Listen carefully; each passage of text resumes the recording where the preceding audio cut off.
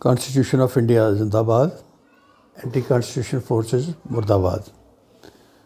आज 26 नवंबर मंगलवार की दोपहर मैं दीप सिंह, फाउंडर मेंबर आम आदमी पार्टी जम्मू से, तो आज की जो लोकल प्रिंट मीडिया की 2-3 खबरों पर बात होगी।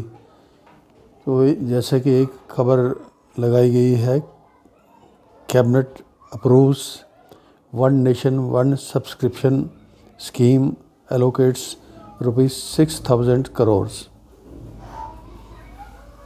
तो ये मोदी सरकार के आरएसएस के स्पॉन्सर्ड बीजेपी की मोदी सरकार की तरफ से आए दिन नए नए शगुफ़े छोड़े जा रहे हैं। वन नेशन, पहले कहा वन नेशन वन इलेक्शन।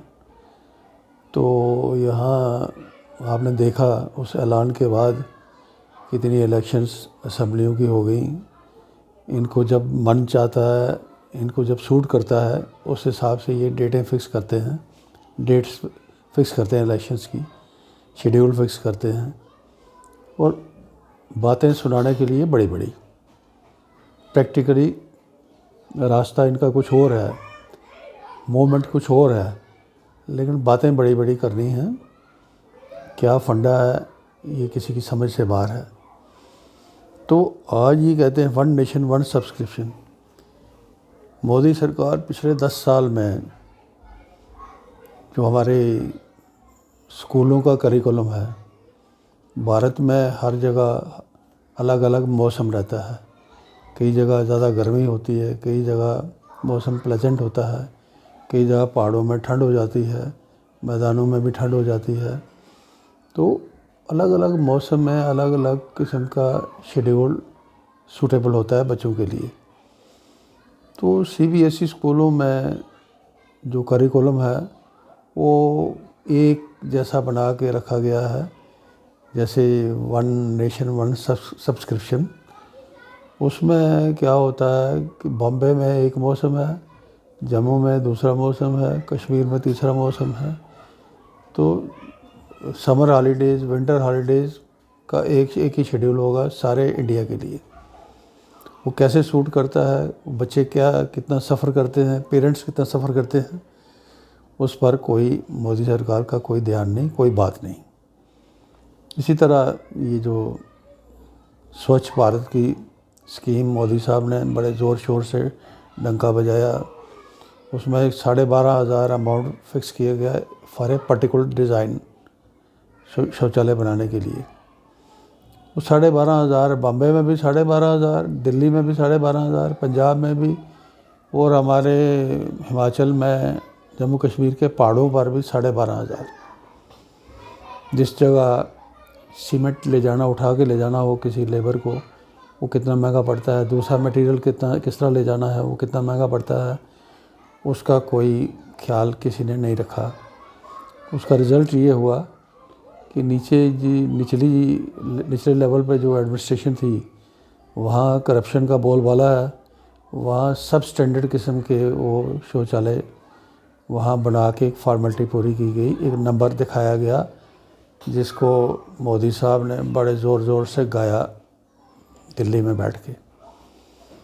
उसका रिज़ल्ट ये हुआ, जो सब स्टैंडर्ड जो गवर्नमेंट ने अप्रूव किया था डिज़ाइन, उससे हट के जो सब स्टैंडर्ड बनाया गया, उससे ग्राउंड वाटर पोल्यूटेड हो रहा है और कुछ 2-4-5 साल के बाद ग्राउंड वाटर पॉइजनस हो जाएगा, जिसका भुगतान इस सारी नेशन को भुगतना होगा और जिसका कोई इलाज भी इन सरकारों के पास नहीं होगा।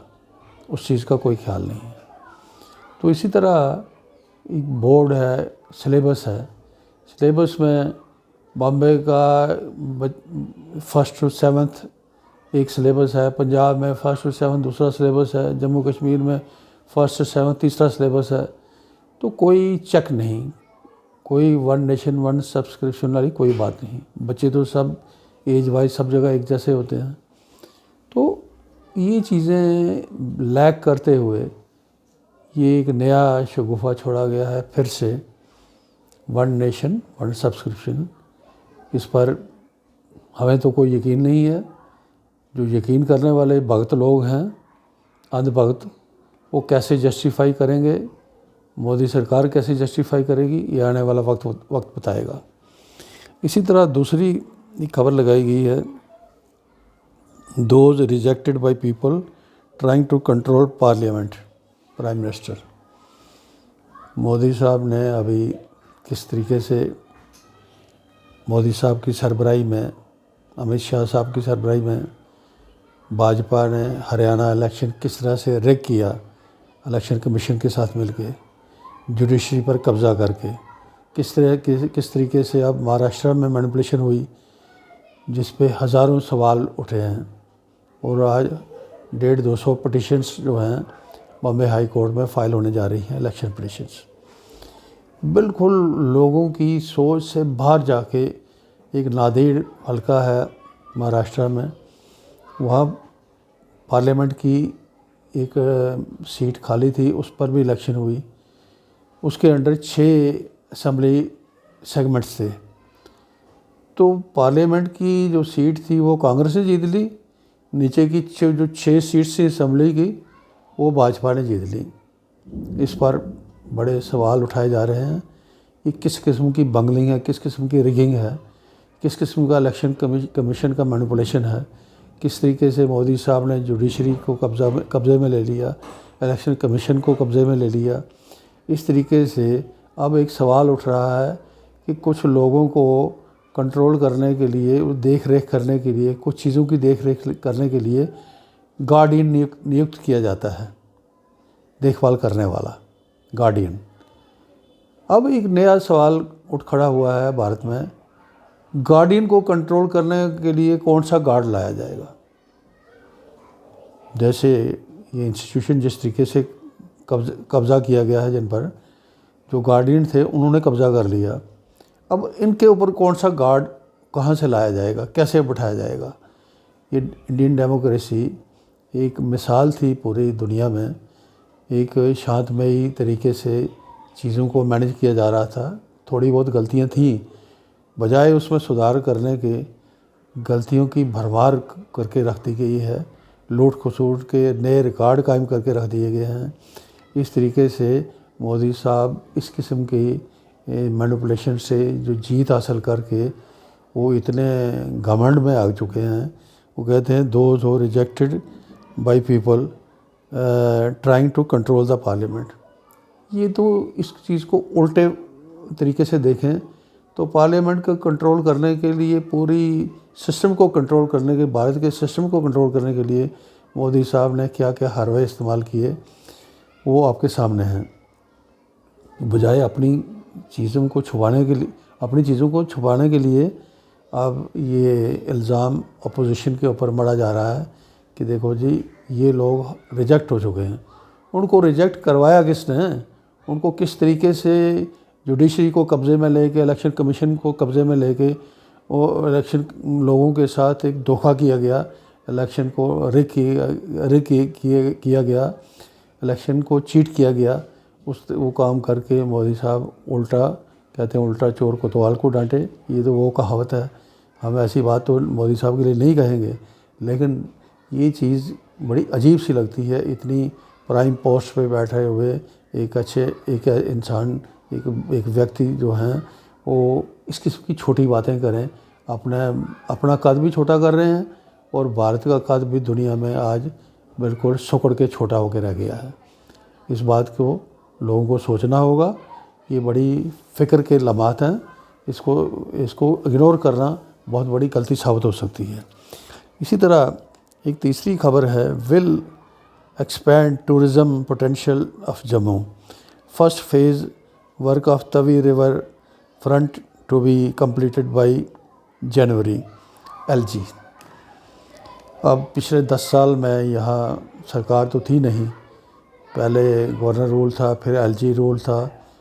इस 10 साल में ये बताएं, LG साहब को ये बताना चाहिए, बताना होगा इनको कि इस 10 साल में जम्मू के टूरिज़्म के ऊपर कौन सा निशाना इन्होंने हासिल किया है, क्या अचीवमेंट है इनकी। सनासर है, वहाँ की रोड की हालत आज भी खस्ता है। पत्नीटॉप की दुर्दशा बढ़ा के रख दी गई है। यहाँ सुरईसर है, मानसर है, वहाँ की हालत भी कोई इतनी तसल्ली बख्श नहीं है। अब तभी रिवर बैंक की ब्यूटिफिकेशन की बात करी जा रही है, उस पर हाई कोर्ट में पिटीशन भी, कल भी हमने बात करी थी, हाई कोर्ट में PIL लगी है कि तभी के साथ जो छेड़छाड़ की जा रही है, कल को खुदा ना खास्ता कोई बड़ा फ्लड आ जाए तो क्या हालत होगी जम्मू की, क्या हालत होगी जम्मू के आसपास के इलाके की, उससे सोच के आदमी घबरा जाता है। तो ये LG साहब तवी रिवर की ब्यूटिफिकेशन की बात कर रहे हैं, तो चलो ठीक है, अगर ब्यूटिफिकेशन इन ख़तरों से हट के अच्छी साबित होती है तो खुशी की बात है, लेकिन ये इसमें एप्रीहेंशंस हद से ज़्यादा हैं। भगवान ना करे कल को पुराना फ्लड, जैसे पहले 10-20 साल पहले फ्लड आते थे, इस किस्म के फ्लड कोई आया तो ये सारा का सारा ये भांडा फूट जाएगा और सारा का सारा झूठ का पुलंदा लोगों के सामने होगा। लेकिन अगर बहुत नुकसान हो के सब कुछ लुटा के होश में आए तो क्या हुआ, ये तो वही बात हो जाएगी।